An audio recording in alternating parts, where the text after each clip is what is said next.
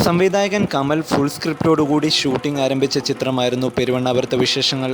അതുകൊണ്ട് തന്നെ മുൻപ് ചെയ്ത 5 ചിത്രങ്ങളിലും ഇല്ലാതിരുന്ന ഒരു ആത്മവിശ്വാസം ഈ ചിത്രത്തോട് കമലിനുണ്ടായിരുന്നു. മുഴുവൻ സ്ക്രിപ്റ്റും കയ്യിലുള്ളതുകൊണ്ട് വളരെ റിലാക്സ് ആയിക്കൊണ്ടായിരുന്നു 26 ദിവസങ്ങൾക്കുള്ളിൽ കമൽ ചിത്രീകരണം പൂർത്തിയാക്കിയത്. ജയറാം, പാർവതി, ഇന്നസെന്റ്, ഫിലോമിന, ഒടുവിൽ ഉണ്ണികൃഷ്ണൻ, ശങ്കരാടി, കുതിരവട്ടം പപ്പു, കൽപ്പന എന്നിങ്ങനെ വലിയ താരനിര തന്നെ ചിത്രത്തിൽ അണിനിരന്നു. ജഗതി ശ്രീകുമാറിന്റെ അഭിനയ ജീവിതത്തിൽ ഒരുപാട് അഭിനന്ദനങ്ങൾ നേടിക്കൊടുത്ത കഥാപാത്രമായിരുന്നു ചിത്രത്തിലെ കീലേരി പപ്പൻ. പക്ഷേ തിരക്കഥാകാരൻ രഞ്ജിത്തും കമലും കൂടി കീലേരി പപ്പന്റെ റോളിലേക്ക് ശ്രീനിവാസനെയായിരുന്നു നിശ്ചയിച്ചത്.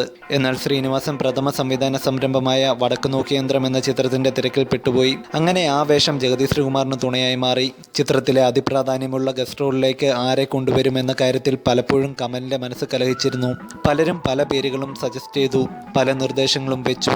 ഒടുവിൽ മോഹൻലാലിനെ കണ്ടാലോ എന്ന് കമലിന്റെ മനസ്സ് മന്ത്രിച്ചു. സത്യനന്ദിക്കാന്റെ വരവേൽപ്പിൽ അഭിനയിച്ചുകൊണ്ടിരിക്കുകയായിരുന്നു മോഹൻലാൽ. കമലും കൂട്ടരും വരവേൽപ്പിന്റെ ലൊക്കേഷനിലെത്തി. മോഹൻലാലിനോട് കഥയും കഥാപാത്രത്തിന്റെ പ്രാധാന്യവും പറഞ്ഞു. പക്ഷേ മോഹൻലാലിന്റെ മുഖം തെളിഞ്ഞില്ല. എന്നാൽ സുഹൃത്തായ കമലിനെ പിണക്കാനും പറ്റില്ല. ഒടുവിൽ മോഹൻലാൽ 3 ദിവസത്തെ ഡേറ്റ് കമലിന് നൽകി.